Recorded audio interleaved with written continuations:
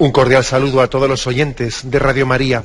Un día más, con la gracia del Señor, proseguimos el comentario del Catecismo de nuestra Madre la Iglesia. Hoy llegamos a un apartado que tiene como título El Decálogo y la Ley Natural. Es a partir del punto 2070. Se dedican 2 puntos en concreto pues, a explicar este tema, los mandamientos y la ley natural. Dice el primer punto, el 2070. Los 10 mandamientos pertenecen a la revelación de Dios. Nos enseñan al mismo tiempo la verdadera humanidad del hombre. Ponen de relieve los deberes esenciales y, por tanto, indirectamente los derechos fundamentales inherentes a la naturaleza de la persona humana. El Decálogo contiene una expresión privilegiada de la ley natural. Y luego viene una cita de San Irineo que luego, si Dios quiere, leeremos y comentaremos, pero vamos desgranando los contenidos de este punto 2070. La primera afirmación, que los 10 mandamientos pertenecen a la revelación de Dios. Entendamos que la revelación, siempre gratuita y motivada única y exclusivamente pues, por el amor misericordioso de Dios, que sale de sí mismo y en un tú a tú, en un diálogo con el hombre, se comunica, sale a su encuentro. La revelación de Dios nos transmite el misterio oculto de Dios, nos transmite quién es Dios. También nos transmite la revelación cuál es la voluntad de Dios para el hombre. Y también la revelación nos transmite qué camino hemos de hemos de recorrer para llegar hasta Dios. O sea, igual, simplificando, podrían distinguirse en la revelación estos 3 conceptos. ¿Quién es Dios? ¿A qué está llamado el hombre? Es decir, ¿cuál es la voluntad de Dios para nosotros? ¿Cuáles son los designios que Dios tiene reservados para el hombre? ¿Y qué camino ha de recurrir el hombre para llegar a ese destino? 3 conceptos, ¿no? Que lógicamente, pues en la Sagrada Escritura, en la que se recoge la revelación, pues son 3 conceptos que están mezclados. Pero que si os fijáis, más o menos coinciden con esas 3 facetas desde las que Jesucristo se reveló como camino, verdad y vida. Cuando Jesús se revela como camino, verdad y vida, pues nos está diciendo con ello que Él responde a la pregunta de la verdad. ¿Quién es Dios? Él responde a la pregunta de la vida, de cuál es la voluntad de Dios para el hombre. Dios quiere que el hombre viva y tenga vida eterna y comparta la vida de la bienaventuranza con Dios. Por tanto, Cristo es la vida. Y también Cristo es el camino, el que nos enseña el camino para llegar al Padre. Por lo tanto, los 10 mandamientos forman parte también de la revelación de Dios. Porque Dios no se ha limitado a decirte quién es Él. Tampoco se ha limitado a decirte que desearía para ti la vida eterna, sino que ha tenido misericordia de nosotros y nos ha explicado los caminos concretos para llegar a Él. Y esos caminos concretos, pues bueno, en el sentido pleno de la palabra, ese camino es Jesucristo mismo. Pero es verdad que los 10 mandamientos forman parte también de ese camino que en Jesucristo alcanza su plenitud. Los mandamientos son camino para llegar a esa verdad en la que compartamos la vida bienaventurada de Dios. Por eso comienza así este punto. Los 10 mandamientos pertenecen a la revelación de Dios. Dice la siguiente frase: nos enseñan al mismo tiempo la verdadera humanidad del hombre. Es decir, porque los 10 mandamientos no se limitan a decir cómo tienes que llegar a Dios. Al mismo tiempo, los 10 mandamientos te están descubriendo a ti, te descubren tu humanidad, te descubren quién eres tú. Porque si Dios te pide que tú actúes dignamente, si Dios te pide que tu vida no sea una vida meramente arrastrada pues, por tus pasiones, que tu vida no sea una vida vivida a un nivel irracional o animal, sino que espera de ti una vida distinta, es porque Él te quiere comunicar con esos mandamientos morales que tú eres distinto, que tu dignidad es esencialmente diferente. A nadie se le puede pedir que actúe de una forma determinada si su ser no es acorde con eso que se le pide, ¿no? Lo dice el refranero popular, no se le puede pedir peras al olmo.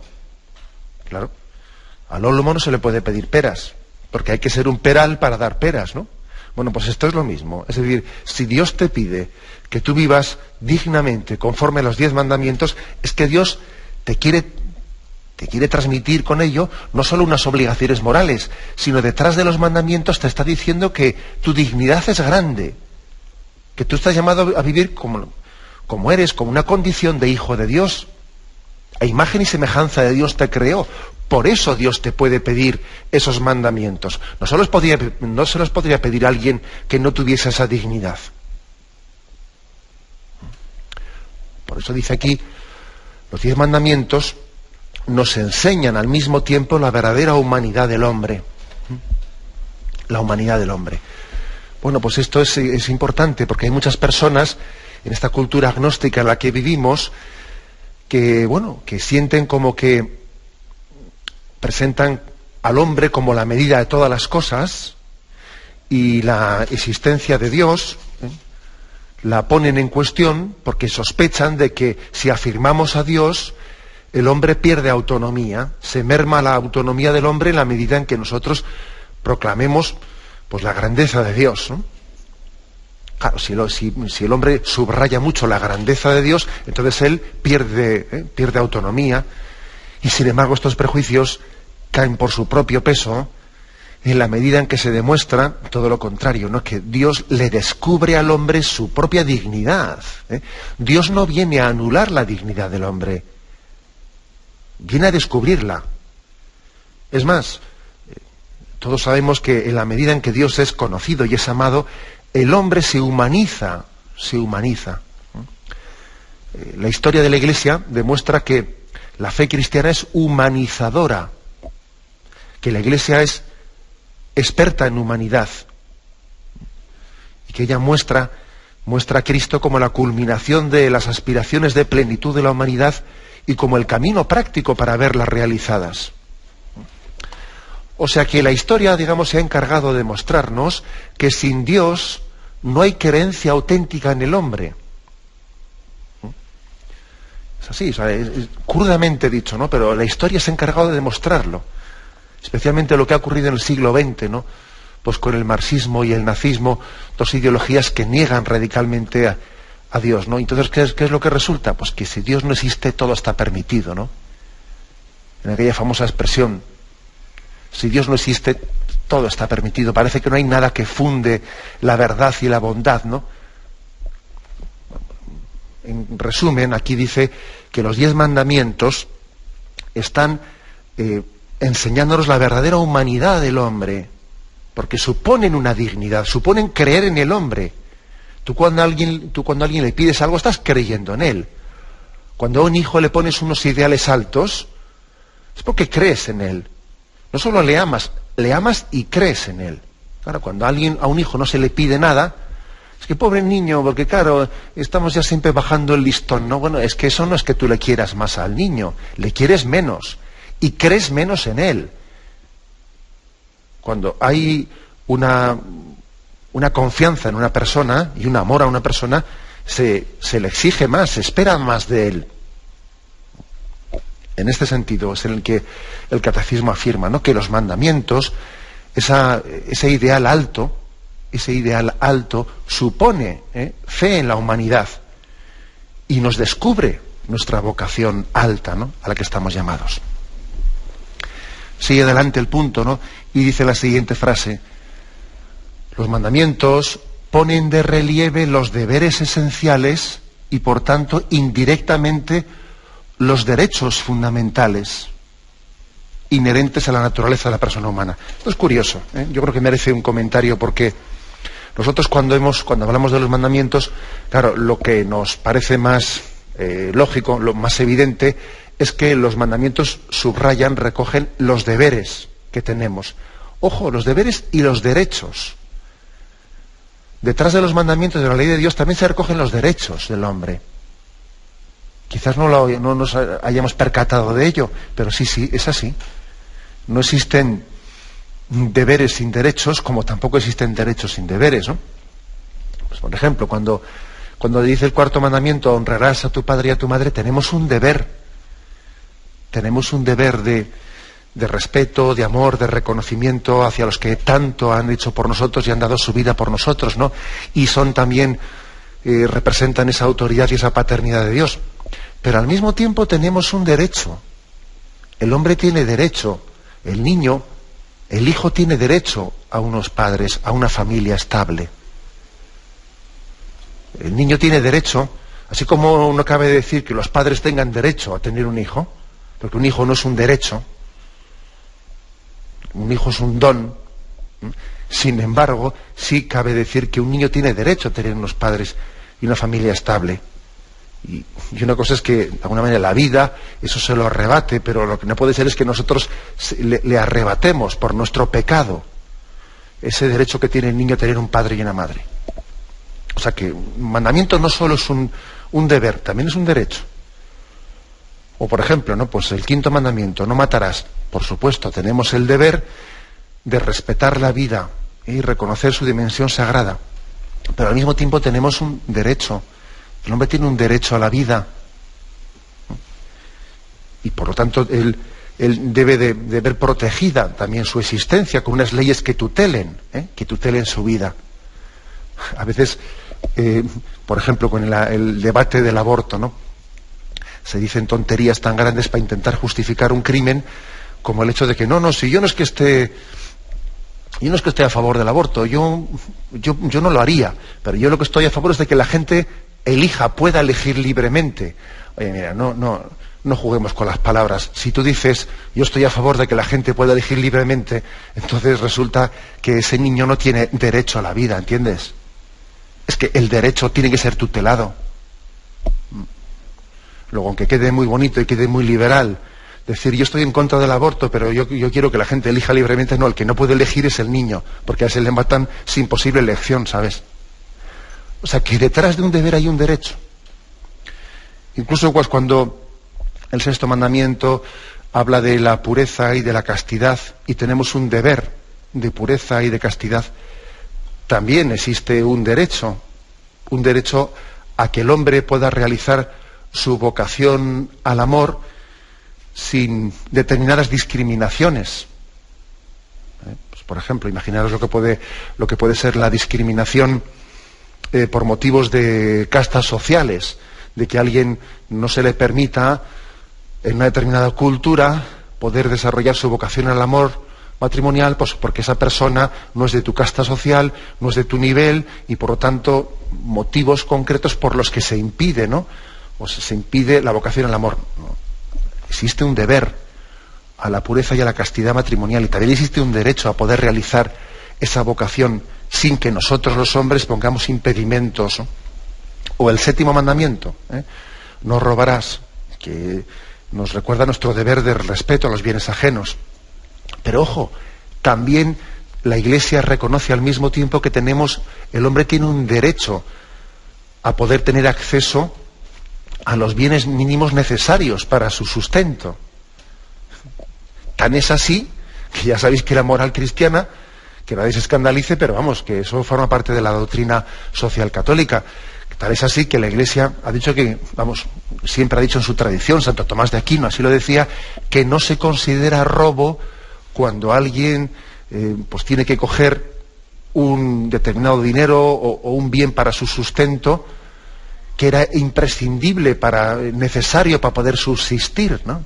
Oiga, eso la Iglesia no lo considera robo, sencillamente lo considera coger lo necesario para subsistir cuando resulta que igual está rodeado de personas que nadan en la riqueza y desprecian a los pobres, ¿no? Luego, los mandamientos, insisto y repito, no son solo deberes, también son derechos. El octavo mandamiento, pues lo mismo, es que esto podemos decirlo. El octavo mandamiento nos recuerda nuestro deber de respetar la verdad. Tenemos el deber de respetar la verdad, porque la mentira, en el fondo, es una falta de respeto al prójimo y al mismo Dios. Pero al mismo tiempo tenemos un derecho, Tenemos derecho a conocer la verdad. Hombre, no he entendido el derecho a conocer la verdad como si fuese el derecho al cotilleo, ¿eh? No, porque también existe también un derecho a la intimidad de las personas y por lo tanto uno no puede alegar el derecho a conocer la verdad pues para cotillear de la vida íntima de los demás, pero el hombre tiene derecho a conocer la verdad y a que no se le oculte la verdad de su vida, de su enfermedad, de su existencia. Quizás sería más discutible esto que estoy diciendo de que todos los mandamientos suponen deberes, o sea, están formulados como nuestros deberes, ¿no? Los deberes de nuestra vida están formulados así. Ahora, sería más discutible si los primeros mandamientos, los que hacen referencia a la ley de Dios, a nuestra relación con Dios, también tienen, aparte de deberes, derechos, ¿no? Claro, cuando uno dice, amarás a Dios sobre todas las cosas. Yo tengo derecho, aparte de deber, ¿no? Yo tengo deber de amar a Dios de esa manera, pero yo tengo derecho a que Dios me ame así. No. Ahí sí que no cabe aplicar en los mandamientos, los 3 primeros mandamientos que hablan de nuestra relación con Dios, ahí sí que el tema de los derechos y los deberes no cabe aplicarlos estrictamente. Porque nosotros ante Dios, pues no tenemos derecho a que Él nos ame de esa manera. O sea, nos ama gratuitamente, es por puro amor, no es porque el hombre tenga derecho, ¿no? O por ejemplo, santificarán las fiestas. Hombre, el hombre no tiene derecho a la Eucaristía, no tiene un derecho a la Eucaristía dominical, es un puro don. A lo que sí que tiene derecho el hombre es a la libertad religiosa. O sea, que también aquí cabría aplicar, en cierto sentido, el tema de los derechos. Claro, el hombre tiene derecho a que se respete su libertad religiosa para poder conocer y expresar su amor a Dios, para poder santificar las fiestas, para poder desarrollar ese culto de relación con Dios y también expresar su vida y su vida social conforme a los valores religiosos que profesa. O sea, que también incluso cabría aquí hacer este matiz. Bueno, pues como digo, dicen los 10 mandamientos ponen de relieve los deberes esenciales y por tanto indirectamente los derechos fundamentales inherentes a la persona humana. Luego dice, el Decálogo contiene una expresión privilegiada de la ley natural. Tuvimos tiempo de una manera bastante profusa de hablar de lo que es la ley natural, distinguiendo ahora de la ley positiva, de las leyes eclesiales o de las leyes sociales. Distinguimos los distintos tipos de leyes y ahora no me voy a detener en ello, lo doy ya un poco por supuesto, pero aquí se subraya que los 10 mandamientos son una expresión privilegiada de la ley natural. Los 10 mandamientos son ley positiva porque Dios positivamente así los ha expresado, pero antes de ser ley positiva eran ley natural. Antes de estar escritos en las tablas que Yahvé entregó a Moisés, estaban escritos en el corazón del hombre.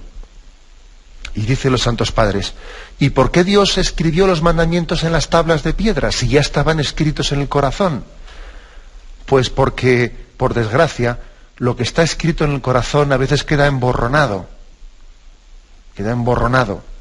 y es difícil leerlo cuando no hay unos ojos muy clarividentes, ¿no? Y por eso Yahvé, por misericordia hacia nosotros, dijo, voy a escribir en tablas de piedra eso que escribí en el corazón del hombre, pero que veo que tantos hijos míos no son capaces de leerlo, ¿no? Y de entenderlo. Bien, pero continuaremos enseguida, tenemos un momento de reflexión. Continuamos en esta edición del Catecismo de la Iglesia Católica explicando este apartado que tiene como título el Decálogo, los mandamientos y la ley natural. Y el punto 2070 concluía con una cita de San Irineo, un santo padre de la Iglesia del siglo II, que dice, desde el comienzo, Dios había puesto en el corazón de los hombres los preceptos de la ley natural. Primeramente se contentó con recordárselos. Esto fue el Decálogo. O sea, los 10 mandamientos son como un recordatorio de Yahvé a lo que Él ha escrito en nosotros. Te voy a recordar con qué vocación has sido creado. Te voy a refrescar la memoria.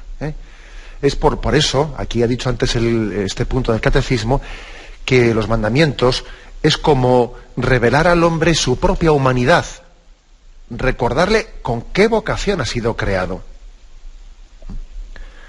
Sabemos lo que es una moneda, ¿no? Una moneda que con el paso del tiempo y es manoseada y pasa de mano en mano, y con el paso de los años, de los siglos, esas monedas se les va borrando, se va perdiendo la nitidez de la imagen, ¿no?, que tenían en ella, aunque sea de bronce o que sea del material que fuere, ¿no?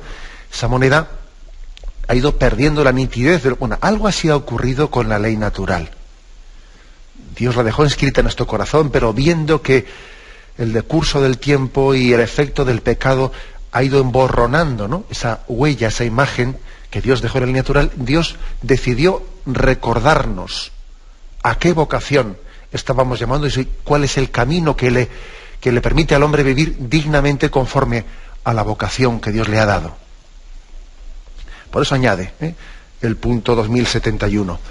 Aunque accesibles a la sola razón, los preceptos del Decálogo han sido revelados. Es decir, en sí mismos son cognoscibles por la razón.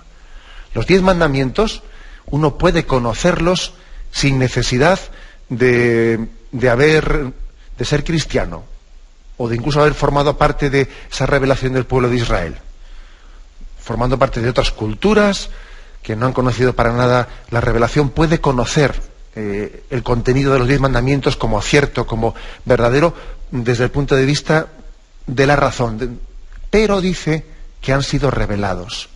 ¿Por qué? Aquí lo explica. Para alcanzar un conocimiento completo y cierto de las exigencias de la ley natural. Y dice 2 cosas, para que el conocimiento pueda ser completo y cierto. Porque a veces nosotros con nuestra razón sí conocemos la verdad. O sea, no hacemos, ¿no?, una visión negativa, pero plenamente negativa, ¿no?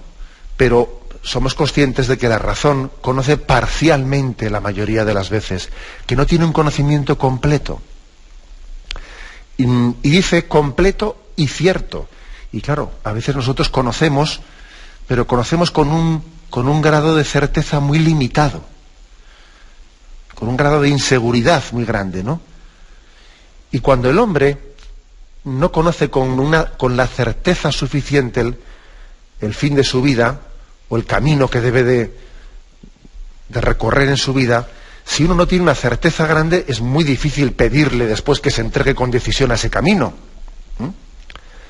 Esto es muy importante, yo creo que lo que estoy diciendo ahora mismo, porque dice aquel refrán, ¿no?, que quien tiene un porqué, quien tiene una meta clara en la vida, no le importa cualquier cómo. Si yo tengo un porqué, no me importa cualquier cómo. Es decir, seré capaz de superar dificultades, seré capaz de prodigarme y entregarme en alma, corazón y vida porque sé a dónde me dirijo.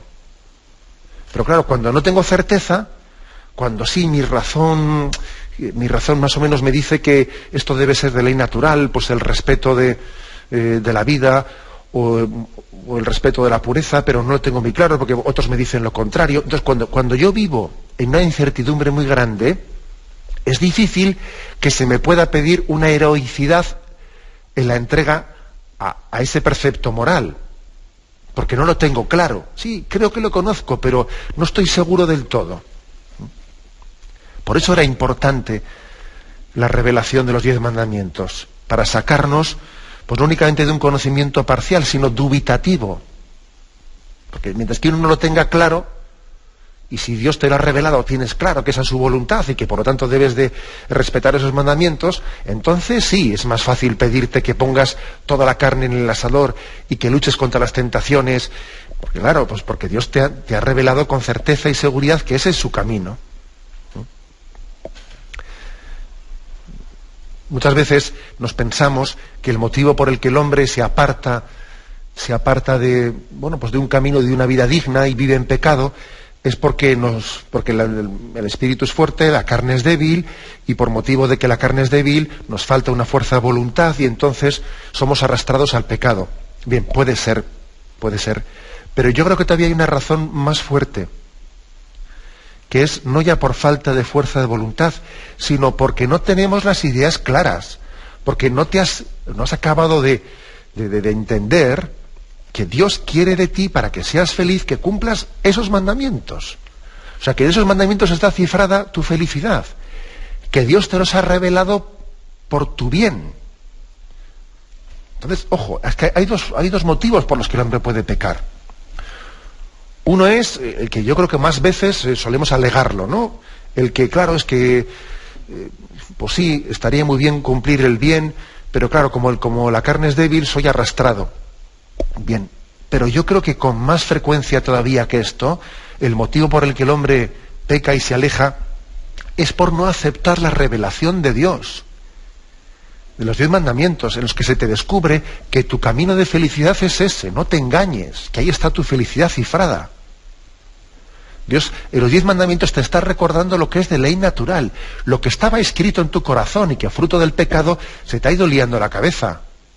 Pero que, pues vamos, para aclararte y para dar luz y para tener misericordia de ti que vives en la confusión, Dios te revela y te descubre los 10 mandamientos.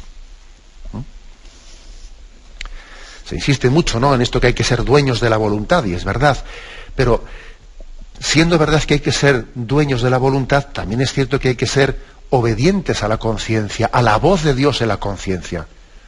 No se puede pedir a nadie que sea dueño de su voluntad si no es esclavo de su conciencia. Y esclavo de su conciencia, digo al fin y al cabo, esclavo de obediente a la voz de Dios que se revela en nuestra conciencia, ¿no? Y no únicamente en la conciencia, sino en la Sagrada Escritura, que después nosotros conocemos y aplicamos en nuestra conciencia.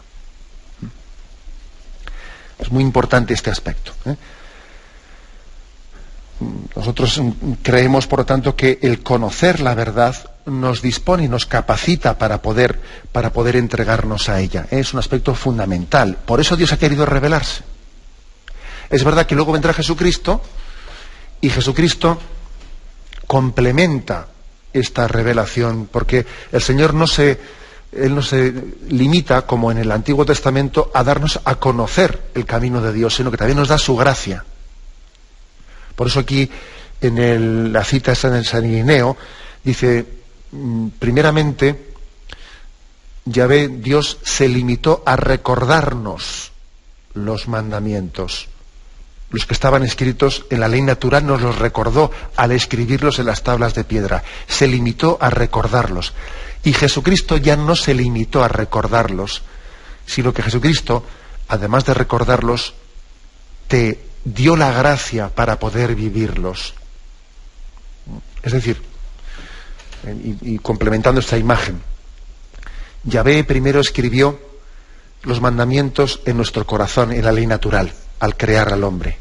El pecado hizo que se fuese emborronando eso que había escrito en nuestro corazón. Por eso más tarde Dios escribió en tablas de piedra lo que había escrito primeramente en el corazón para que no se olvidase. Pero luego vino Jesucristo y en la plenitud de la revelación no solo recordó lo que estaba escrito, sino que también nos dio la gracia para que esas tablas de piedra volviesen de nuevo a estar grabadas en el corazón del hombre por la gracia de Cristo. Jesucristo no se limita a recordar, sino nos da la gracia para que esas tablas de piedra vuelvan a estar grabadas en el corazón del hombre. Tenemos un momento de reflexión y continuaremos enseguida. Continuamos en este programa del Catecismo de la Iglesia Católica comentando estos dos puntos, 2070 y 2071, que tienen como título el Decálogo y la ley natural. Está claro que estábamos hablando de la misericordia que Dios tuvo al revelarnos los mandamientos y de la necesidad que tenía el hombre de que fuesen descubiertos para así tener certeza en saber a qué camino había de entregarse para descubrir y para recorrer esa voluntad de Dios en su vida. Porque a veces se dice, no, lo importante es la buena voluntad, lo importante no es hacer bien o mal las cosas, es la buena voluntad. Hombre, pues sí, pero vamos a ver, no tanto, ¿no? Porque la buena voluntad sin un juicio recto es un fracaso. La buena voluntad sin juicio recto es un fracaso. Por eso es importante conocer el bien para poderle aplicar ciertamente, ¿no?, la voluntad a ese bien conocido. Era fundamental la revelación de los mandamientos. Con buena voluntad se hacen muchas tonterías, también. Luego, no vale invocar únicamente la buena voluntad. Y al mismo tiempo hay que decir lo contrario, que la razón solo es auténtica cuando es capaz de indicarnos el camino a la voluntad. Eso lo dice el Papa Benedicto XVI en la encíclica Spes Salvi, en el número 23. Dice: la razón solo es humana, solo es auténtica si es capaz de indicar el camino a la voluntad. Por eso los mandamientos son auténticamente divinos y humanos, porque indican el camino a la voluntad. Indican cuál es el camino que tenemos que seguir. A veces el hombre, pues en determinadas filosofías, le ha gustado utilizar la razón, pero para filosofar, ¿sabéis? Pues para que vamos a darle vueltas a las cosas, y a veces es jugar con las palabras y dale que te pego y dale que te pego. Mire, yo no creo en una razón teórica que no sea capaz de indicar el camino a la voluntad. Lo bueno de los mandamientos es que son una luz para la razón que indican el camino a la voluntad. Es la verdad que se convierte en bien, porque yo no quiero verdades teóricas que luego no se traducen en el bien del hombre, porque no serán tan verdades, ¿sabes? O sea, son verdades más teóricas que reales. Lo grande de los mandamientos, de la ley de Dios, es que iluminan la razón humana, iluminan lo que estaba escrito en el corazón del hombre, la ley natural, para indicar el camino a la voluntad. Y yo me quedo en esta afirmación de que la buena voluntad sin el juicio recto es un fracaso, y al mismo tiempo la razón, iluminada por Dios, es auténticamente divina y humana cuando es capaz de indicar el camino a la voluntad, el camino que ha de seguir. Dice este punto 2071, que lo hemos dejado un poco a medio leer. Aquí hay una cita de San Buenaventura, y explica un poco por qué Dios quiso revelar al hombre los mandamientos de la ley de Dios cuando ya estaban escritos previamente en la conciencia del hombre, ¿no? Dice: en el estado de pecado, una explicación plena de los mandamientos del Decálogo resultó necesaria a causa del oscurecimiento de la luz de la razón y de la desviación de la voluntad. Dice: en el estado de pecado en el que estaba el hombre, había un oscurecimiento de la razón y desviación de la voluntad. O sea, un no ver, un no ser capaz de distinguir verdad de mentira, y un no ser capaz de adherirte al bien. Y que igual resulta que el mal te resulta más atrayente que el bien. Pues vaya lío que tenemos dentro de nosotros, ¿no? Y a veces te cuesta conocer la verdad. Fruto de esa dificultad de oscurecimiento de la razón y debilitamiento de la voluntad, dice San Buenaventura que era necesario, era conveniente la revelación del Decálogo para iluminar la ley natural. Bueno, aquí hay que decir una cosa, y es que es muy difícil hablar con un hombre, es muy difícil que un hombre reciba de Dios, como revelación de Dios, como palabra de Dios, los mandamientos, si no reconoce su pecado y su pecado original, y si no reconoce que tiene esa dificultad, ¿no?, de conocer la verdad y amar el bien. O sea, a veces el hombre cae en la soberbia de no reconocer su estado interior. Es no partir de la realidad. Es hacer una imagen buenista, ridícula del hombre, en la que no, en vez de ser como San Pablo, ¿no? Acordaos de aquel texto en el que él expresa su drama: ¿cómo se apiadará Dios de mí cuando hago lo que no quiero y el bien que quiero no soy capaz de realizarlo? O sea, San Pablo expresa, ¿no?, ese drama interior que tiene de verse dividido, de verse que no está en ese equilibrio interior. Hago lo que no quiero, y aquello que decido realizar no me veo capaz de llevarlo a cabo. Bueno, pues San Pablo es un hombre que vive en verdad, que parte del reconocimiento humilde de su verdad. Cuando el hombre no parte de esa realidad, le cuesta mucho recibir los 10 mandamientos. Porque en vez de recibirlos como una misericordia de Dios que viene en mi auxilio, le parecerán que vienen a quitarme mi libertad. Entonces, claro, al no haber partido de la realidad, del reconocimiento y de la aceptación de nuestro ser pecador, tú verás, ¿no?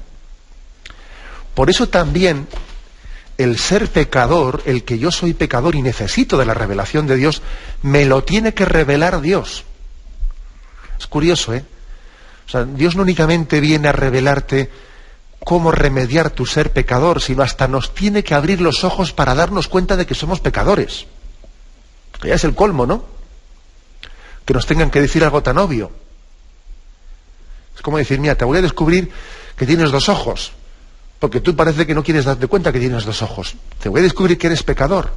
Y también la revelación nos descubre nuestra condición pecadora, porque es que el hombre se ha podido acostumbrar a la esclavitud, y cuando alguien se acostumbra a ser esclavo, claro, no ha visto nunca otra cosa, y al no ver nunca otra cosa no tiene referencias. El otro día le escuchaba a una persona decir aquí en un programa de Radio María, pues claro, que tú imagínate a una persona ciega que nunca ha visto, a ver cómo le explicas tú qué es el color amarillo. Bueno, pues es que es complicadísimo, eso es que es imposible. A ver cómo le explicas tú a esa persona. Claro, como él nunca ha visto los colores, será complicadísimo expresarle esos conceptos. Bueno, también le ocurre al hombre a veces esto, aunque igual exagera un poco en el ejemplo, pero yo creo que sirve, ¿no? Es decir, a veces el hombre, como se acostumbra a vivir en pecado, se acostumbra a su desorden interior, es que necesita que Dios le descubra que es pecador. Y después de que le ha descubierto eso, los mandamientos los percibirá como una misericordia de Dios, que viene a liberarme, a liberarme. Esto creo que es un aspecto básico, básico, la luz reveladora de Dios, ¿no? Y esto nos permite, quien entienda esto, quien entienda que es pecador y Dios ha venido a liberarle, ¿no?, con los 10 mandamientos, de esa dificultad de conocer el bien y de adherirse, de conocer la verdad y adherirse al bien para el hombre, pues bueno, eso le permitirá luchar por ser fiel a la verdad, aunque en su entorno el pecado sea aplaudido y la virtud ridiculizada, porque es así. Resulta que en esta vida muchos tienen que mantener ese pulso de decir, a ver cómo yo soy fiel, pues a unos principios y en medio de un entorno en el que el pecado es aplaudido y la virtud ridiculizada. Pero si tú te has abierto a la revelación de Dios, te fiarás más de Dios que de tu entorno y confiarás más en los mandamientos de Dios.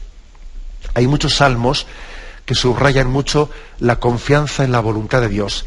Lámpara es tu palabra para mis pasos, luz en mi sendero. Lo juro y lo cumpliré, guardaré tus mandamientos. Esa expresión del Salmo tan impresionante, ¿no? Es como diciendo, mira, yo me fío más de lo que Dios me ha revelado como la verdad y el bien para mi vida, que lo que la gente que haga alrededor mío haga o deje de hacer. Mi público es Dios, mi público no son los demás. Lo que hagan los demás no puede ni debe ser, ¿no?, la referencia de mi vida. Lámpara es tu palabra para mis pasos, luz en mi sendero. Lo juro y lo cumpliré. Guardaré tus justos mandamientos. Señor, dame vida en tu palabra. Así reza el Salmo, ¿no? Y así nosotros también recibimos pues, los mandamientos como un don de Dios. Termina diciendo el punto 2071, conocemos los mandamientos de la ley de Dios por la revelación divina que nos es propuesta en la Iglesia y por la voz de la conciencia moral. La Iglesia es madre. La Iglesia madre pues realiza esa vocación materna que Dios le ha dado, pues explicándonos pedagógicamente y pacientemente y recordándonos, ¿no?, apremiándonos, como apremian las madres, apremiándonos para el bien. Hijo, sigue por el buen camino, recuerda que Dios te reveló estos mandamientos. Son un bien para tu vida. Son expresión del amor de Dios. La Iglesia Madre está siempre recordándonos, está proponiendo, como dice aquí, ¿no? La Iglesia propone una y no 1000 veces los 10 mandamientos como el camino de Dios. Y también la voz de nuestra conciencia. Porque como decíamos que son mandamientos al mismo tiempo de ley natural, inscritos en nuestra conciencia, y también son revelados, bueno, pues los escuchamos al mismo tiempo por la voz de la Iglesia predicados y por la voz de nuestra conciencia. Y ahora seguro que a alguien se le ocurre la pregunta, ¿y si hubiese una contradicción entre lo que la Iglesia nos predica como los mandamientos de la ley de Dios y lo que yo en mi conciencia percibo? Si hubiese una contradicción, ¿qué? Si hubiese una contradicción, como te puedes imaginar, indica que hay un pecado que es el que está provocando la contradicción. Porque no puede haber contradicción entre la ley natural y la ley divina de Dios. Y como te puedes imaginar, vamos a ser humildes, será bastante más fácil, y perdonadme la ironía, que esté equivocado yo que no que esté equivocado pues la revelación de Dios, ¿no? También este matiz creo que es importante realizarlo. Bien, lo dejamos aquí. Hemos explicado el punto 2070 y 2071, el decálogo y la ley natural. Proseguiremos, si Dios quiere, el próximo día, pero ahora queremos dar paso a la intervención de los oyentes. Podéis llamar para formular vuestras preguntas sobre el tema que ya hemos explicado, o algún otro que haya quedado pendiente. Pues podéis llamar al teléfono 917-107-700. 917-107-700. Sí, buenos días, ¿con quién hablamos? Buenos días, le llamo desde un móvil, no sé si me escuchará bien. Se escucha bien, sí, se escucha bien, adelante. Quería preguntarle respecto al primer mandamiento, ¿no? Amarás a Dios sobre todas las cosas y al prójimo como a ti mismo. Obviamente, la segunda parte del mandamiento lo que dice es que, por supuesto, no que amemos al prójimo o a Dios, quiero decir, bueno, a Dios más que al prójimo, obviamente, ¿no? Es decir, entre nosotros, entre las personas, pues el amor que hay no es comparable al que deberíamos tener, ¿no? Entiendo yo. Entonces, dentro de esta idea, querría resaltar a lo mejor cómo un director espiritual nos puede de alguna manera revelar los problemas que podamos tener, por ejemplo, de autoestima en cuestión del amor hacia nosotros mismos y a la vez el amor que podamos tener hacia los demás. Es decir, cómo se puede de alguna manera encontrar el equilibrio entre estos amores que pueden ser en un momento dado diferentes, ¿no? De acuerdo. Gracias. Sí, una reflexión al respecto. El oyente plantea un tema que, si Dios quiere, tendremos ocasión de desmenuzarlo con más detalle, ¿no?, cuando hablemos del primer mandamiento, pero yo creo que es muy intuitivo lo que él ha dicho. Amarás a Dios sobre todas las cosas, ¿no? A este mandamiento Jesucristo añade el amarás a tu prójimo como a ti mismo. Lo que Dios nos permite es también descubrir, es decir, Dios al amarnos, nosotros caemos en cuenta de nuestra dignidad. Un problema es que el hombre no se quiere a sí mismo hasta que no comprende que Dios le ama. Es decir, el amor hacia nosotros mismos suele ser un amor a veces egocéntrico, ególatra, nos queremos mal, a veces hasta nos autodespreciamos. O sea, el amor de Dios, el amor que Dios te tiene, es el que te permite también quererte bien. Por eso detrás del primer mandamiento, esto me lo vais a escuchar muchas veces, detrás del primer mandamiento, amarás a Dios sobre todas las cosas, hay un déjate amar por Dios sobre todas las cosas. Y eso permite que tú te quieras a ti mismo, y así, queriéndote a ti mismo, podás querer a los demás, porque es imposible querer a los demás desde el autodesprecio. Eso no es un auténtico amor, es falso tal concepto. Pero bien, damos paso a un siguiente oyente. Buenos días, ¿con quién hablamos? Hola, buenos días, le llamo de Salamanca, soy Soledad. Adelante, Soledad. Mire, tengo una obsesión. Primero que tengo una obsesión, porque ayer, cuando hablaba usted sobre la incineración de los difuntos, sí. Yo a mi marido va a hacer 9 años que falleció y lo incineramos y echamos sus cenizas al mar, aunque mi hija, la mayor, y yo nos quedamos con unas poquitas y las tenemos en casa. Bueno, pero a tenor de eso, yo pienso, y le he preguntado a mucha gente, pero no me han sabido responder, ¿dónde vamos tantos millones de seres que hemos vivido, que viviremos y que han vivido? Si resucitamos con el cuerpo, porque primero va el alma, el alma es el que sube al cielo o donde tengamos que ir, pero luego cuando se resucite el cuerpo, ¿dónde cabemos tantísimos millones de seres? Es que es una obsesión la que tengo, monseñor, de verdad, que algunas veces pienso, Dios mío, yo tengo mucha fe, yo creo en Dios, claro, y sé que para Él nada es imposible, pero me obsesiona esa idea, perdone. De acuerdo. Mire, yo creo que viva usted en paz, ¿no? Viva en paz, porque hay que decir en primer lugar que esa obsesión, como dice usted, viene como fruto de intentar imaginar las cosas, y nuestra imaginación se queda muy corta, ¿no? Usted cuando dice, ¿dónde vamos a caber tantos? Pero hombre, usted se puede imaginar que es un problema de nuestra imaginación. Dios es eterno, ¿no? Y además, por otra parte, en la dimensión de la vida eterna estamos fuera del espacio y del lugar, del espacio y del tiempo tal y como aquí lo entendemos, ¿no? Es decir, ¿cuánto espacio ocupan los cuerpos resucitados no ocupan espacio, ¿sabe? Está fuera del espacio y del tiempo. Cuando Jesús resucitado, con su cuerpo resucitado, ¿no?, se aparecía a los suyos, se aparecía superando las leyes de la materia. Él no tocaba la puerta, se ponía presente, se hacía presente traspasando las paredes, para entendernos, ¿no? Luego, no nos armemos un lío desde nuestra concepción espacio-temporal, que es muy limitada.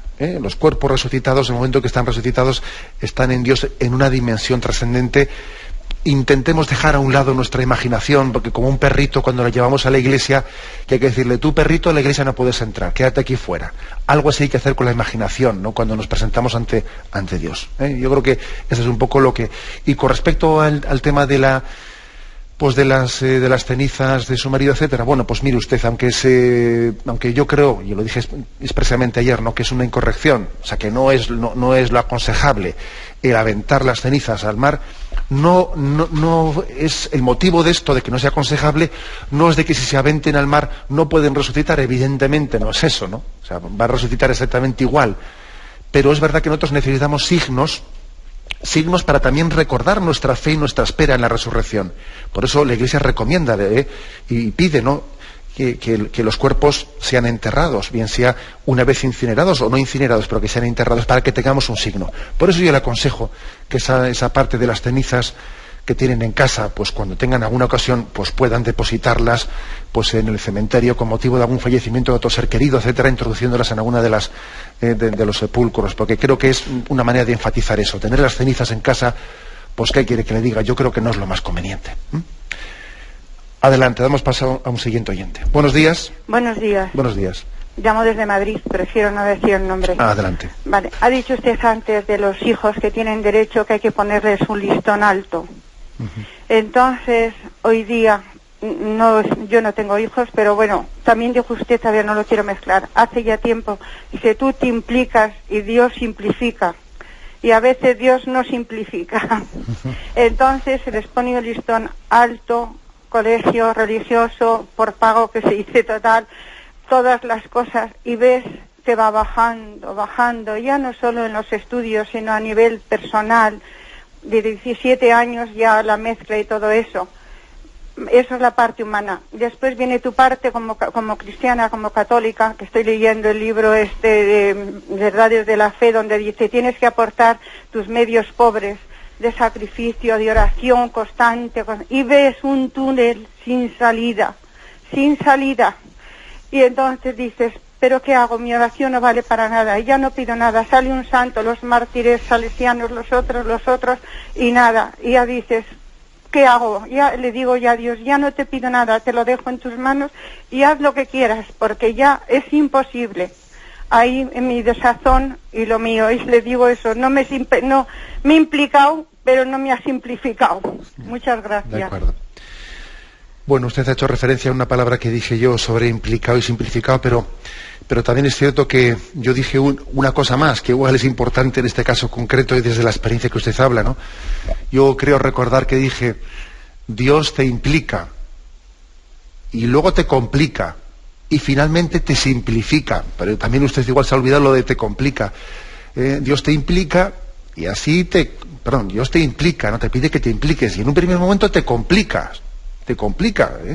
y finalmente te acabará simplificando. Pero es cierto que el Evangelio también nos habla de que el seguimiento a Jesucristo en un primer momento aparentemente nos puede complicar la existencia, porque ya dice el Señor: no he venido a traer paz, he venido a traer guerra, a que el marido está enfrentado con la mujer y el padre con el hijo, etcétera. Eso lo dice el Evangelio. Es decir, el Señor a veces al hacer luz en nuestra vida, esa luz a veces molesta, y claro, puede aparentemente complicar las cosas, porque uno, cuando intenta hacer luz, todavía esa luz deja más patente que hay mucho desorden y se sufre.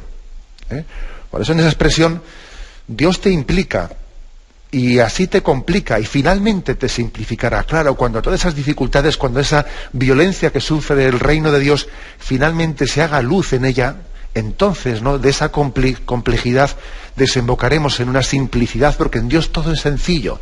Somos nosotros los que lo complicamos. En Dios todo es sencillo. Entonces, bueno, pues tenga usted fe, perseverancia, porque está claro que está usted pasando una una etapa dura. Lo de los 17 años, pues es que ya sabemos, somos conscientes de que es una edad malísima, pero tenga usted fe y perseverancia, que Dios pasará también de ese grado de complicación al de simplificación en su vida. Adelante, vamos a dar paso a una última llamada. Buenos días. Buenos días. Buenos días, le escuchamos. Mire, me llamo Joan, soy de Barcelona. Me ha gustado mucho la relación que ha hecho entre los mandamientos y la ley natural. Ajá. Entonces yo también de otro lado he visto que en la mayoría de la humanidad la ley natural no se observa y la poligamia extendida por todas partes y desde siempre los espartanos mataban a los niños, etcétera, la antropofagia, el primitivismo en África, etcétera. Veo que la ley natural está, si no hay una fe muy resplandeciente en Jesucristo y en la Iglesia, pues queda muy débil. Entonces, además, esto yo veo un inconveniente en cierta manera según cómo se presentan las cosas, porque a veces en la Iglesia ponemos como una imposición al mundo entero, a toda la sociedad entera, la española, la catalana en concreto, pues un conjunto de cuestiones de derecho natural, pero estoy en un momento en que muchísimos de mis conocidos no bautizan a sus hijos, que en cierta manera se consideran fuera de la Iglesia, y entonces según cómo la Iglesia pues recuerda estas cosas y lo hace con un cierto tono de autoridad y general, y esto va creando precisamente este rechazo del pueblo hacia ella. De acuerdo, con una breve palabra, tiene usted razón en que la mejor prueba de que la revelación era necesaria es que pues la historia de los pueblos y de las culturas y de las civilizaciones acaba demostrando que la ley natural no se percibe, no se vive, sino es a la luz de la revelación, ¿no? Pues usted ha hablado de las poligamias, etcétera, y es cierto. Y la segunda afirmación que ha hecho, es importante que nosotros, yo creo que lo intentamos, pero también es cierto que los medios de comunicación pueden llegar a distorsionar mucho nuestra predicación, pero yo creo que sí que estamos intentando, cuando hablamos de esa ley natural, entenderla como una misericordia de Dios, o sea, los mandamientos entenderlos como una misericordia de Dios que nos descubre un camino para los que estamos y andamos pues en tinieblas y en dificultad de conocer la verdad. O sea, yo creo que el lenguaje en el que la Iglesia expresa los mandamientos, a mí me parece que no es un lenguaje, ¿no? Y debe de serlo, ¿no? Y si tenemos que hacer algo de autocrítica, hagámoslo, pero el lenguaje no es un lenguaje en el que los mandamientos son como una autoridad para quitar la libertad del hombre, no, todo lo contrario, es una misericordia de Dios que viene en socorro, ¿no?, de nuestra razón y de nuestra voluntad debilitadas. Me despido con la bendición de Dios Todopoderoso, Padre, Hijo y Espíritu Santo. Alabado sea Jesucristo.